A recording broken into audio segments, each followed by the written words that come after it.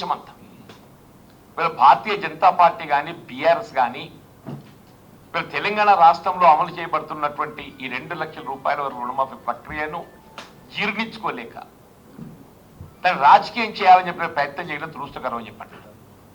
ఇవాళ మనం గమనిస్తే భారతీయ జనతా పార్టీకి అయితే అసలు పంట రుణ మాఫీ అనేటువంటి ఒక ఆలోచనే లేదు. తెలంగాణ రాష్ట్రమే కానీ దేశమంతా కానీ. వీరు బీఆర్ఎస్ కు సంబంధించి మనం గమనిస్తే ఇప్పుడు పెద్దలు ఉత్తమ్ కుమార్ రెడ్డి గారు, కృష్ణారావు గారు చెప్పినట్టు మీరు ఒకసారి 2018-23 మధ్యకాలం తీసుకుంటే అంటే వాస్తవంగా 20,500 కోట్ల రూపాయలు అవసరం పడితే వాళ్ళు అమలు చేసేది కేవలం 11,900 కోట్లు మాత్రమే.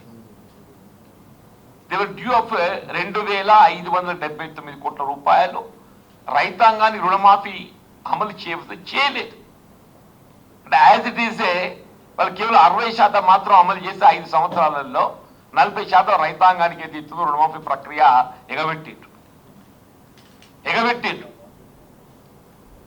ఇదే కాంగ్రెస్ పార్టీ వల్ల 8 మాసాల కాలంలో ఏదైతుందో 18,000 కోట్లు మీకు రైట్ ఫ్రమ్ 18th జూలైకి వెళ్ళి ఈనాటి వరకు ఏదైతుందో 18,000 కోట్లు విడుదల చేసి ఏకమొత్తంగా 2 లక్షల రూపాయల వరకు రుణమాఫీ ప్రక్రియ అమలు చేయడం అనేది ఈ దేశంలో ఎక్కడ లేదు. ఇది దేశంలో ఎక్కడ లేదు. Only in Telangana state that Congress party is implementing it.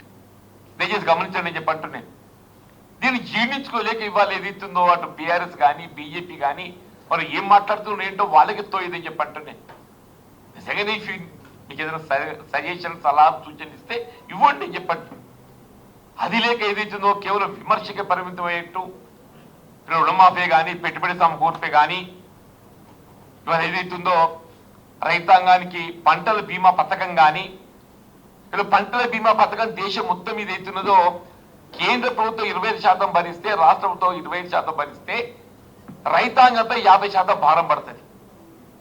తెలంగాణలో రైతాంగంపై ఏ విధమైన భారం లేకుండా రైతు భరించాల్సినటువంటి ఒక 50% ప్రీమియం కూడా రాష్ట్ర ప్రభుత్వం చెల్లిస్తూ అంటే 75% ప్రభుత్వం చెల్లిస్తుంది. ఓన్లీ 25% కేంద్ర ప్రభుత్వం చెల్లిస్తుందని చెప్పంటున్నా.